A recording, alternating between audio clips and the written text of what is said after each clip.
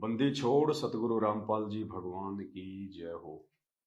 परम पिता परमात्मा, सारी सृष्टि के रचनहार, कुल मालिक, असंख्य ब्रह्मांडों के स्वामी, जगत गुरु, तीनों लोकों में प्रवेश करके सबका पालन पोषण करने वाले राजाधिराज, आत्माधार, नाथों के नाथ, देवों के देव महादेव, सर्वेश्वर महेश्वर मृत्युंजय, अजरो अमर, आदि अनादि सनातनी प्रभु, जगत पिता जगदीश्वर, 1008 की उपाधि के वास्तविक अधिकारी, अकाल मूर्त, शब्द स्वरूपी राम, वासुदेव, सर्वगतम ब्रह्म, परम पूज्य, प्रथम पूज्य, परम संत, परम धनी, परम दयालु, परम पुरुष, वासुदेव, सर्वगतम ब्रह्म, हारे का सहारा, जगत के जगन्नाथ, अल्लाह ताला, अल्लाहु अकबर, जगत के मुक्तिदाता, जगत का तारणहार, संत शिरोमणि सतगुरु रामपाल जी भगवान के चरण कमल में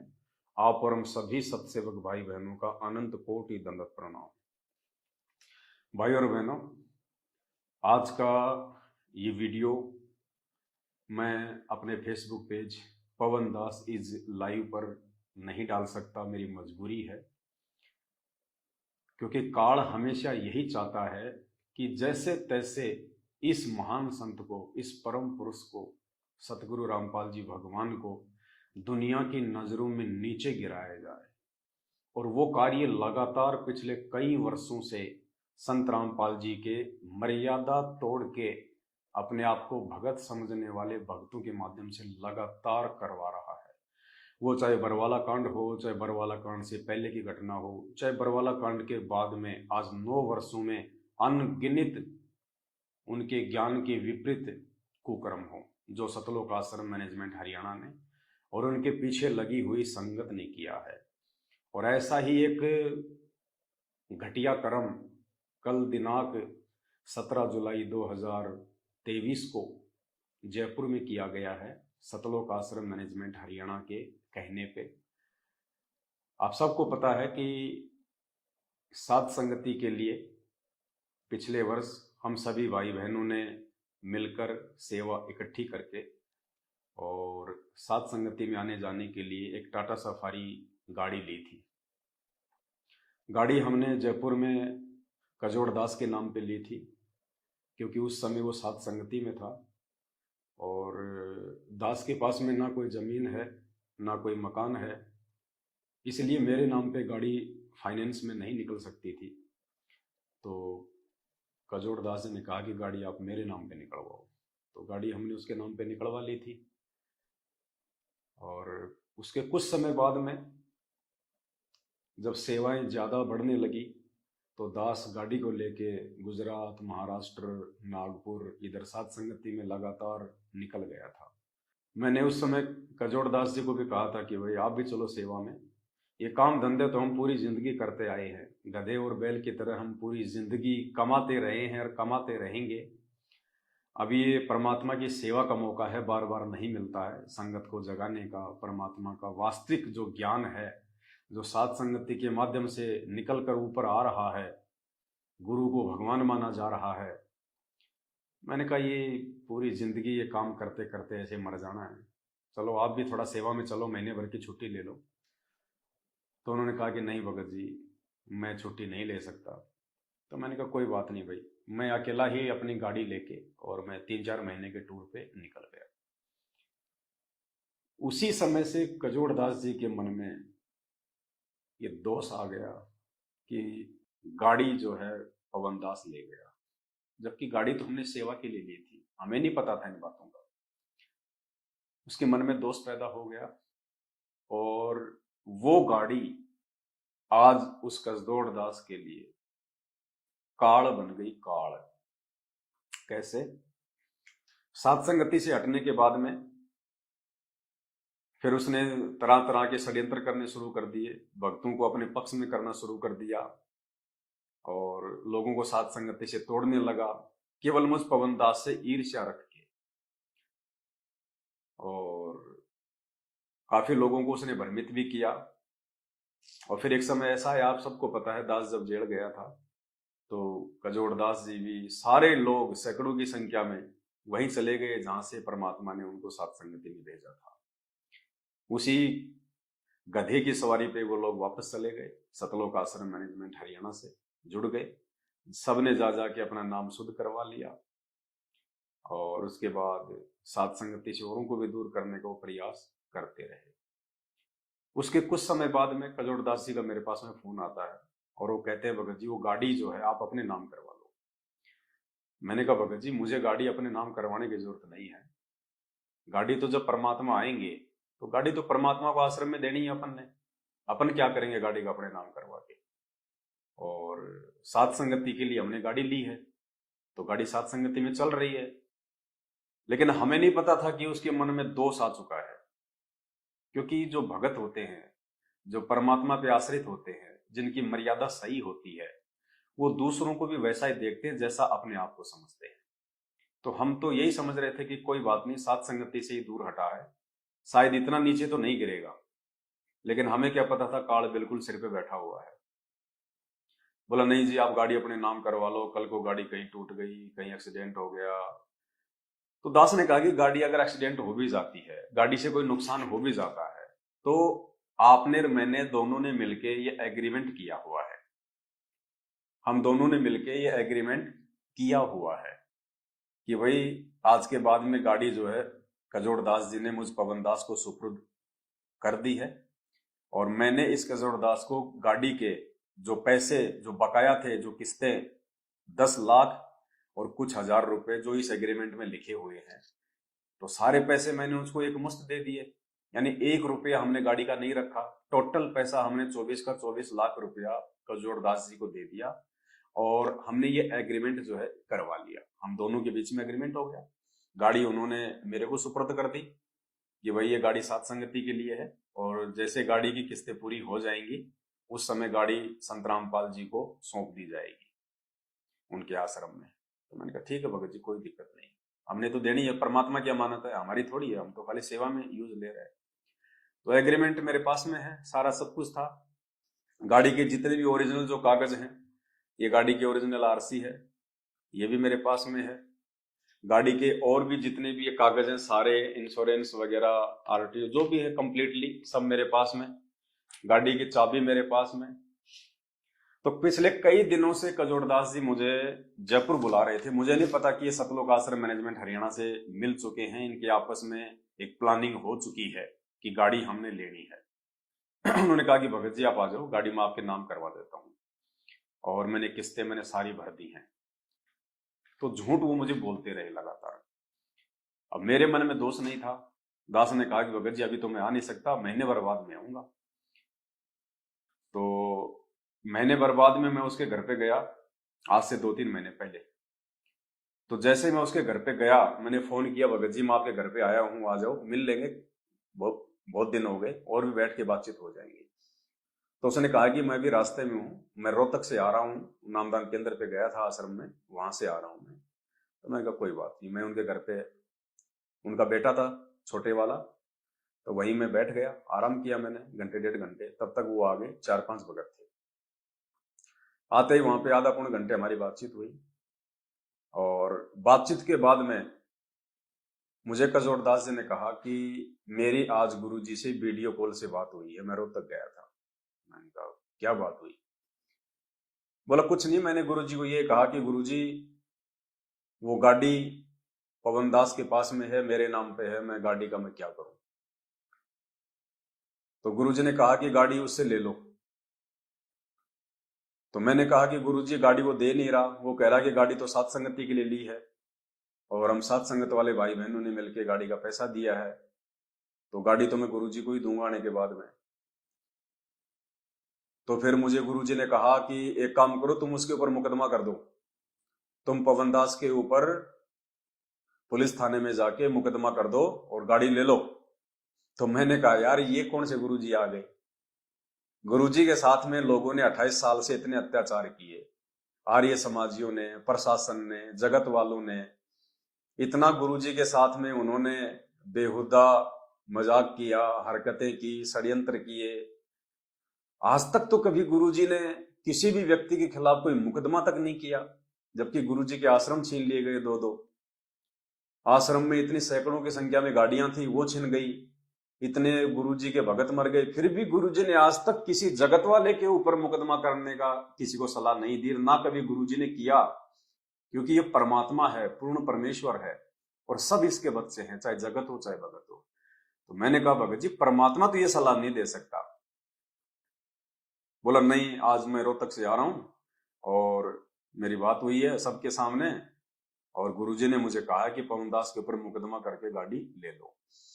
तो मैंने कहा भगत जी देखो कोई बात नहीं है, अगर गुरुजी ने कहा है आपको, आपके अनुसार, हम तो नहीं मानते कि वो हमारे गुरुजी हैं, हम तो ज्ञान आधार से चलने वाले इंसान हैं। अगर आपको लगता है कि गुरुजी ने कहा है तो ठीक है, फिर आप अपनी आज्ञा का पालन करो। यदि आप आज्ञा का पालन नहीं करोगे तो फिर आप गुरु भगत नहीं होंगे। फिर आप गुरुजी की तरफ से आपको आदेश मिल गया कि मुकदमा करके गाड़ी लेनी है, तो आपको मुकदमा जो है वो करना चाहिए, और मुकदमा करोगे तो आपने 12.5 लाख रुपए मुझे देने पड़ेंगे। चलो 24 लाख की गाड़ी है, जो नगद पैसे दिए वो तो चलो इस एग्रीमेंट में उसका जिक्र नहीं है, लेकिन मैंने आपको जो किस्तों के जो पैसे दिए हैं वो पैसे तो इस एग्रीमेंट में लिखे हुए हैं, वो तो आपने मुझे देने ही पड़ेंगे। क्योंकि कोर्ट ये नहीं देखता कि भाई इनका गुरुजी कौन है, कोर्ट देखता है डॉक्यूमेंट की भाषा, कि नोटेरी में इन दोनों के बीच में क्या एग्रीमेंट हुआ है। तो भैया आपने मुझे जो किस्तों के पैसे हैं 10-12 लाख रुपए जो मैंने आपको दिए हैं वो तो आपने मुझे देने पड़ेंगे, और गाड़ी आप ले जाओ, मुझे कोई दिक्कत नहीं है। अब वो कहते हैं ना कि धोबी का कुत्ता ना घर का ना घाट का। अब कजोड़ दास जी की वो हालत हो गई। अब उसने देखा कि अब एक तरफ से तो उसको उसके अनुसार गुरुजी का आदेश मिल गया मुकदमा करने का, अगर मुकदमा नहीं किया तो गुरुजी की आज्ञा की अवहेलना हो गई, क्योंकि पुण्यात्मा यही परीक्षा होती है। और साध संगति से जब आदमी एक बार नीचे गिर जाता है ना, तो काल उसको धोबी का कुत्ता बना देता है। अब वो फंस गया बुरी तरह से। एक तरफ तो गुरुजी की आज्ञा,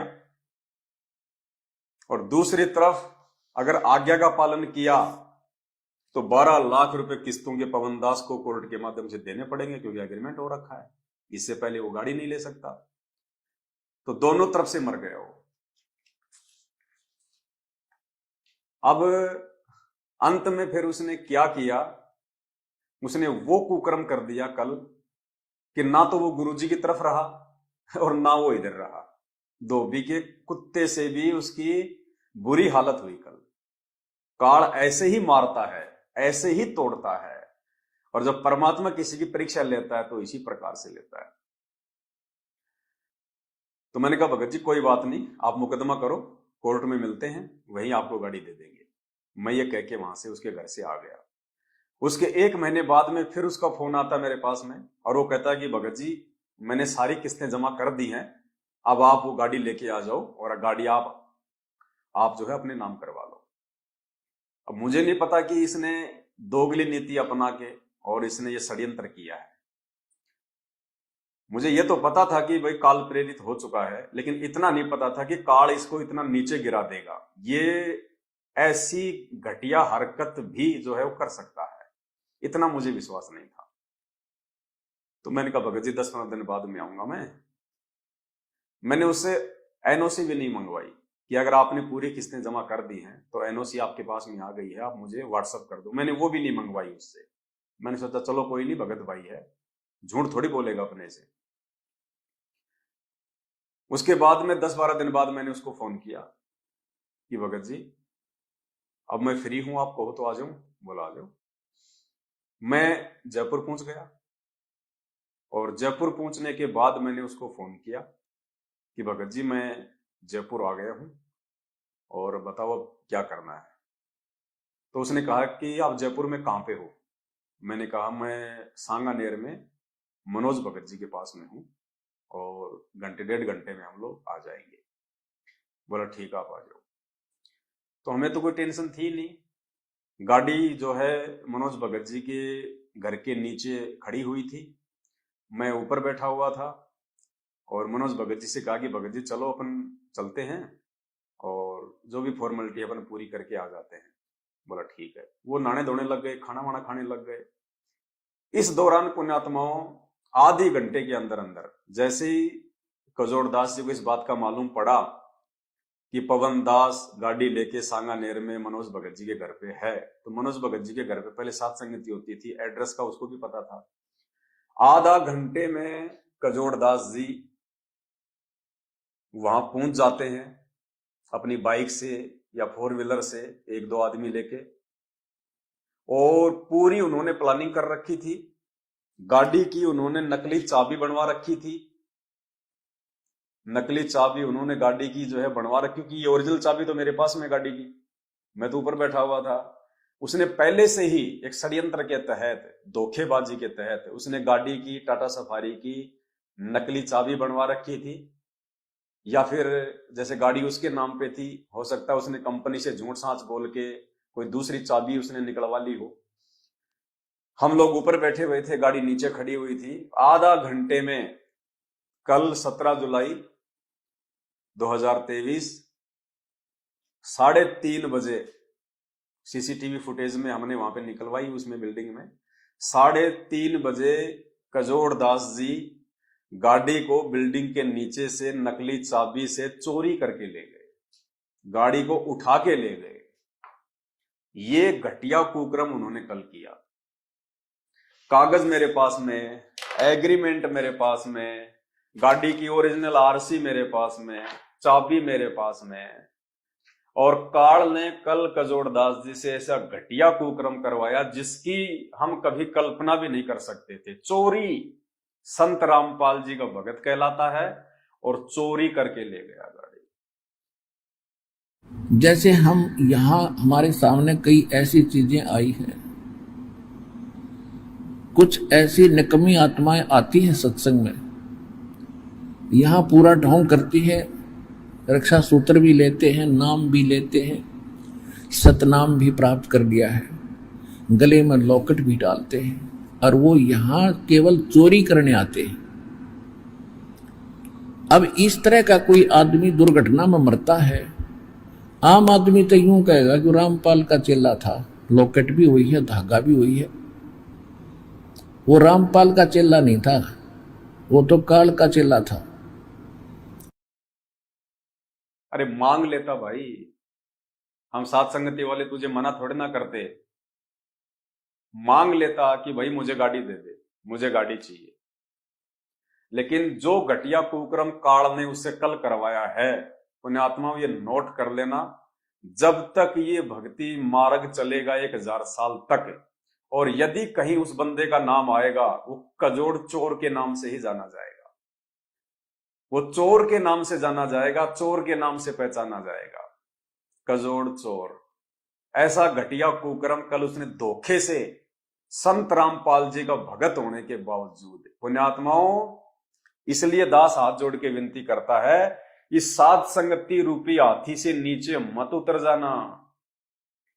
1 साल से मैं चिल्ला रहा था कि सात संगति से दूर हटे नहीं, काल ने अपने गोद में उसको लिया नहीं।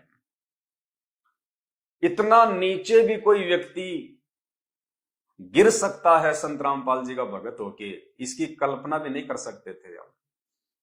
गाड़ी चाहिए थी, मांग लेता, कोई बड़ी बात नहीं, दे देते हम गाड़ी, कोई ज्यादा बड़ी बात नहीं थी। 10-12 क्विंटल लोहा ही तो था, और क्या था। उसकी नजर में वो गाड़ी थी, लेकिन हमारी नजरों में तो लोहे का टुकड़ा था। 10-12 क्विंटल, इससे ज्यादा नहीं था। उसने चोरी कर ली कल गाड़ी, उठा के ले गया गाड़ी। फिर हम गए उसके घर पे। जैसे ही हम उसके घर पे गए तो हमें पता था कि गाड़ी वो कहां पे लेके जा सकता है। तो सिक्कर रोड पे एक रूपदास जी हैं जिनकी नाई की दुकान है, उन्हीं के पास ज्यादा उनकी उठ बैठ है। तो वहां गए तो पता चला कि गाड़ी उसकी दुकान के आगे खड़ी थी। जल्दबाजी में उन्होंने कोई गाड़ी के तार वार जो है वो काट दिए कि कहीं जो है पवन दास को मालूम ना पड़ जाए, पवन दास जो है कंपनी में जाके गाड़ी की लोकेशन ना निकलवा ले। उन्होंने जल्दबाजी में गाड़ी के तार वार काट दिए। तार काटते ही गाड़ी का पूरा सिस्टम ऐसा था कि गाड़ी का इंजन लॉक हो जाता है। उसके बाद वहां पे दुकान वालों ने हमें बताया कि यहां से वो गाड़ी को जो है वो टोचन करके ले गए, सफारी गाड़ी को टोचन करके लेके गए। हम कजोड़दास जी के घर पे गए तो उनकी औरत ने हमारे को झूठ बोला कि वो फैक्ट्री गए। मैंने कहा बहन जी कम से कम झूठ तो मत बोलो, और चोरी करने की जरूरत क्या थी, गाड़ी चाहिए थी तुम्हारे को। अगर इतना मन में तुम्हारे अगर लालच आ गया था, लोभ आ गया था, एक 8-10 क्विंटल लोहे पे अगर तुमने जान देनी थी, अगर तुमने अपनी नीयत डिगानी थी, तो इससे अच्छा तो हमें बोल देते, हम गाड़ी ना दे देते आपको, कागज भी दे देते, गाड़ी भी दे देते आपको। आप लोग अब उसके फर्जी कागज बनवाओगे झूठ सांच बोल के कंपनी में कि वो कागज चोरी हो गए, कागज हमारे जो है कहीं वो गिर गए, 20 प्रकार की झूठ बोल के अब आप दोबारा से उसके कागज बनवाओगे। अब वैसे ले लेते, गाड़ी दे देते हम। बोले भगत जी मुझे नहीं पता, बोले कंपनी गए हो। मैं को बहन जी कहाँ कंपनी गए, क्यों झूठ बोल रही हो। फिर हम उसकी कंपनी में गए। कंपनी में गए तो मालूम पड़ा कि साहब उसने अर्जेंट उसने छुट्टी डाल रखी है आज की, और कंपनी वाले कह रहे थे कि हम भी हैरान हैं कि आज उसने अर्जेंट में कैसे ली उसने छुट्टी। तो मैंने फिर उनको सारी बातें वहां बताई कि ऐसे ऐसे गाड़ी चोरी करके ले आया। तो कंपनी वाले जो 20-25 वहां पे इकट्ठे हो गए, और सबके सब इंसान एक ही बात कह रहे थे कि भाई साहब ये आदमी भगत जरूर है, इसने आपके गुरुजी का नाम तो जरूर ले रखा है, लेकिन भक्ति वाला इसमें एक भी लक्षण नहीं है, और ये बिल्कुल चोर आदमी है। ये इसने मोबाइल तक इसने चोरी किए हैं यहां से। वो कंपनी वाले ही हमें वहां पे कहने लगे। तो मैंने कहा कोई नहीं भाई, देखो हम तो जो हकीकत है वो बोल रहे हैं, आपके मोबाइल उसने चोरी किए कि नहीं कहे कंपनी से हमें कोई लेना देना नहीं है इस बात से। एक तो ये कह रहा था कि मैंने 1100 रुपए की पेनल्टी दे के मैंने इसको छुड़वाया है, पता नहीं क्या उसने चोरी कर लिया था। मैंने कहा हमें इन बातों का पता नहीं, लेकिन हमारी गाड़ी वो चोरी करके लाया है, हम तो उस आधार से कह रहे हैं। तो सारी बातें हुई, फिर वहां से भी हम आ गए। और अब दास का कहने का मतलब ये है पुण्यात्माओं, बात ये नहीं है कि गाड़ी चोरी हो गई, कोई बड़ा मैटर नहीं है, कुछ भी नहीं है। मैं इसलिए नहीं लाइवाया कि गाड़ी ले गया कजोड़दास चाहे मुझे उठा के ले जाए, कोई बड़ी बात नहीं, लेकिन जिस तरह से चोरी करके गाड़ी लेके गया है, उठा के गाड़ी लेके गया, धोखे से गाड़ी लेके गया है, ये संत रामपाल जी के भक्तों के लक्षण नहीं है। इसलिए दास हाथ जोड़ के विनती करता है, साध संगति रूपी हाथी से नीचे उतरने की जिंदगी में भूल के गलती मत कर देना, वरना काल फिर जब सिर पे बैठ जाएगा तो आदमी ये विचार ही नहीं कर पाएगा कि जो कुकर्म मैं करने जा रहा हूं, आने वाले भविष्य में मेरे ऊपर क्या बीतेगी, क्या गुजरेगी। और ये व्यक्ति आने वाले समय में भक्ति इतिहास में चोर के नाम से ही जाना जाएगा, क्योंकि इतिहास लिखा जा रहा है। इससे हमें बहुत सारी शिक्षाएं मिलती हैं कि वर्तमान का समय ये परीक्षा का समय है। जब तक संत रामपाल जी जेल से बाहर नहीं आ जाते हैं, ये परीक्षा का समय है। खाली इस बात को लेके कि इसने संत रामपाल जी का नाम ले रखा है, इसके गले में लॉकेट है, हाथ में रक्षा सूत्र बांध रखा है, या कोई व्यक्ति अपने नाम के आगे दास लगाता है, खाली ये 3-4 निशानियां देख के किसी पे आंख बंद करके विश्वास मत कर लेना। कल इस व्यक्ति ने हमारी गाड़ी चोरी करके, सत्सेवकों की गाड़ी चोरी करके जो घोर निंदनीय कुकर्म किया है, ये भक्तों के लिए एक शिक्षा है कि खाली संत रामपाल जी के भगत होने का नाम सुन के किसी पे विश्वास मत कर लेना। काल को पता है कि इस समय जगत वाले भाई बहनों को जगाने की सेवाएं चला रखी हैं, गाड़ी की हमें बहुत आवश्यकता पड़ती थी। काल नहीं चाहता कि ये साध संगतियां आगे बढ़े, क्योंकि साध संगति ही परमात्मा का असली मोक्ष मार्ग है। अगर सतलोक को कोई आत्मा जाएगी वो साध संगति से होकर गुजरेगी, दूसरा कोई तरीका धरती पे नहीं है। दास ये बातें आपको बहुत बार बोल चुका है। अगर आप एक नेक और अच्छे भगत बन सकते हो, एक मर्यादित भगत यदि आप बन सकते हो, आप साध संगति के माध्यम से बन सकते हो। हालांकि अगर हम चाहें तो उसने जिस तरह से उसने गाड़ी उठाई है और जो फुटेज हमारे पास में है, उस हिसाब से सीधा सीधा उसके ऊपर चोरी का मुकदमा बनता है। देखो, प्रशासन को इस बात से मतलब नहीं होता कि तुम्हारे गुरुजी कौन है, आश्रम क्या है, गाड़ी तुमने चोरी के पैसों से ली थी, संगत के पैसों से ली थी, अपनी जेब से लगाए थे। कोर्ट प्रशासन देखता है एग्रीमेंट, डॉक्यूमेंट, और यदि हम उसके ऊपर मुकदमा करें तो प्रशासन उसको एक ही बात कहेगा कि भैया ठीक है, गाड़ी तेरे नाम पे है, पैसे भी तूने दिए सारे, और ये पवन दास जो है ये तेरी गाड़ी उठा के ले आया और ये तुझे गाड़ी नहीं दे रहा था। तूने गाड़ी उठाई क्यों? क्या इस देश में कानून नहीं है? तो कानूनी तरीके से तू तेरी गाड़ी प्राप्त करता, तो थाने में आके मुकदमा करता, रिपोर्ट दर्ज करता कि साहब मेरे नाम पे गाड़ी है, मुझे दे नहीं रहा। तूने गाड़ी उठाई कैसे? ये कौन सा तरीका है? अगर तूने गाड़ी, मान लीजिए अगर तुझे मालूम हो गया कि गाड़ी वहां पे खड़ी है, तो तूने थाने में आके तूने जो है इंफॉर्मेशन देनी थी कि साहब मेरी गाड़ी वहां खड़ी है, तो हम तुझे तेरी गाड़ी दिलवाते। तो चोरी करके गाड़ी ले आया, धोखे से उठा के गाड़ी ले आया। क्या पता उस गाड़ी में अगले का क्या सामान था, क्या पता उस गाड़ी में अगले का जो है कितना जो है कीमती सामान था। अगर हम चाहें तो हम उस पर कोई भी मुकदमा लगा सकते हैं, क्योंकि बुरी तरह से वो फंसा हुआ है। गाड़ी उसने चोरी की है, उठाई है धोखे से, पीछे से। अगर हम ये कहें कि उस गाड़ी के अंदर हमारे 20 लाख रुपए रखे थे, तो भी वो 20 लाख रुपए का मुकदमा उस पर जायज है, लगेगा। क्यों? क्योंकि गाड़ी उसने पीठ पीछे उठाई है धोखे से, चोरी से, जबकि गाड़ी के कागज, गाड़ी की आरसी, गाड़ी की ओरिजिनल चाबी, सब कुछ हमारे पास में है। लेकिन हम उनकी तरह घटिया नहीं है, नीच नहीं। हालांकि गाड़ी में मेरा 14-15 हजार रुपए का सामान था, हम मार्केट से आ रहे थे, सेवा का सामान लाए थे, वो सामान भी ले गए। ये वीडियो रिकॉर्डिंग वाले कैमरे से संबंधित सामान था 15-20 हजार का, वो भी ले गए। हर प्रकार से वो आदमी, अगर हम मुकदमा करें, वो फंसे, उसके पास कोई चारा नहीं है सिवाय जेल जाने का, क्योंकि गाड़ी उसने चोरी करी है, गाड़ी उसने उठाई है। कानून की नजरों में वो दोषी है।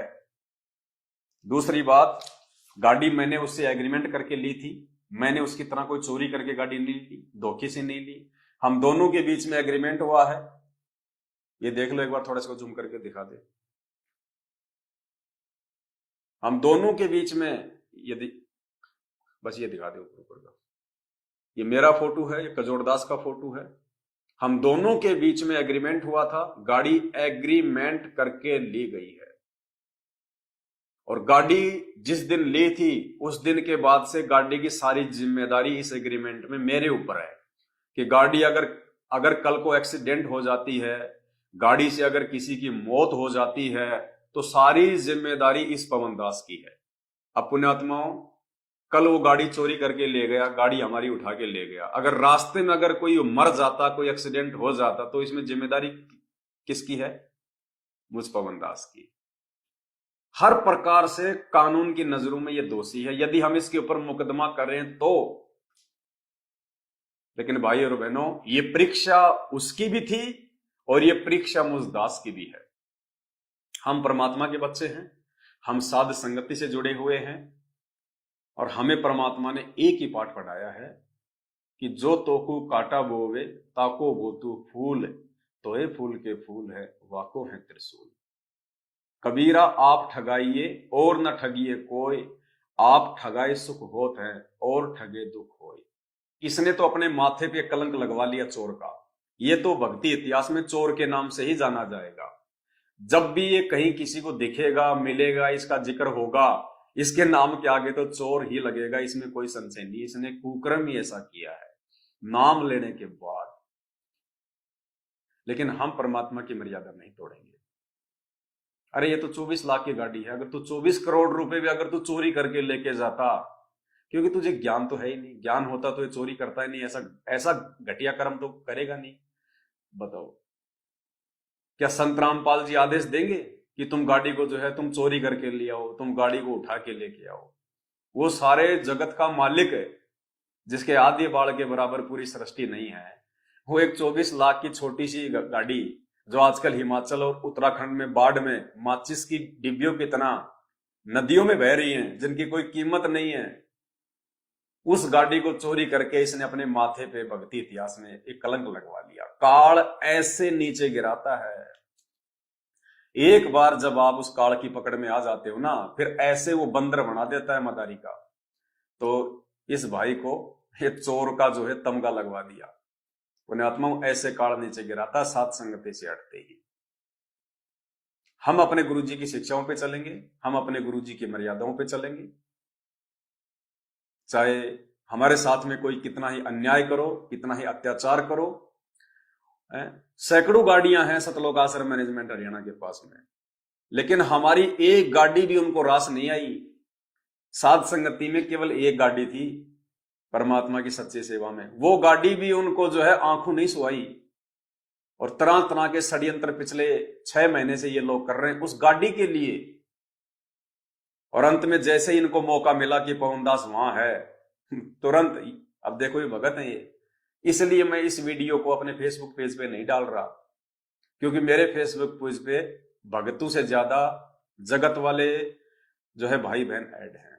और वो जब इस प्रकार की घटिया हरकत सुनेंगे संत रामपाल जी के भगत की, चोरी की, तो उनके दिल पे क्या बीतेगी। जो बेचारे ज्ञान समझ रहे हैं, सच्चाई धीरे धीरे जो मतलब जान रहे हैं, क्या बीतेगी उनके ऊपर।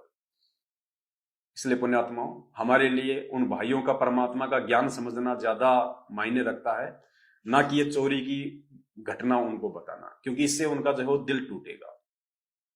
कि जब उनके भगत होके और 5-5 साल से नाम लेके जो भगत चोरियां कर रहे हैं, ठगी कर रहे हैं, षड्यंत्र कर रहे हैं, झूठ छल कपट कर रहे हैं, अपने भगत भाई बहनों से नरक में जाने के काम कर रहे हैं, वो क्या सोचेंगे वो लोग। इसलिए ये वीडियो मैं अपनी दूसरी फेसबुक आईडी पे डाल रहा हूं और आप भाई बहनों को भेज रहा हूं। आप सभी भाई बहनों तक इस वीडियो को जरूर भेजें, सोशल मीडिया पे भी डालें। खाली मैं अपने पेज पे नहीं डालूंगा, बाकी आप हर जगह इस वीडियो को डालिए, सब तक ये वीडियो आप पहुंचाओ, ताकि ऐसे चोरों से कम हम सावधान तो रह सकें, और भाई बहन तो इस प्रकार की ठगी का शिकार ना हो। ऐसा व्यक्ति तो कुछ भी उठा सकता है। कल को आपके घर पे आ गया, आपके घर से कोई भी कीमती वस्तु उठा सकता है। जो आदमी गाड़ी चोरी कर सकता है धोखे से, भगत होके, उस पर कैसे विश्वास किया जा सकता है। वो तो घर पे मां बहनों के साथ में छेड़खानी कर सकता है, कोई भी कुकर्म कर सकता है वो, क्योंकि अब वो भगत नहीं है। वो दुनिया की नजरों में भले संत रामपाल जी का भगत है, लेकिन जिस दिन से जो आदमी साध संगति से हट जाता है, उसी दिन से वो काल का भगत बन जाता है। काल फिर उससे वो करवाता है जैसा वो चाहता है। ये कॉमन सेंस की बात है। जो घटना इसने कल की, चोरी की, ये कोई नहीं कर सकता। ये तो जगत वाले भी नहीं करेंगे। अगर ऐसे आपस में कोई एग्रीमेंट हो रखा हो तो वो भी बैठ के बात करेंगे, कानून के थ्रू बात करेंगे। वो इस प्रकार से घटिया हरकत नहीं करेंगे। ये चोरी की गाड़ी उठा लाए, बताओ, नकली चाबी बनवा के, और अब झूठ साच बोल के जो है नकली कागज बनवाएगा। क्योंकि अगर वो कानूनी तरीके से गाड़ी लेता तो उसको इस एग्रीमेंट के तहत 12 लाख रुपए देने पड़ते, मुझे 12 लाख रुपए, जो मैंने उसको जो है किस्तों के दिए थे नगद इस एग्रीमेंट में, और गाड़ी मैंने ली थी।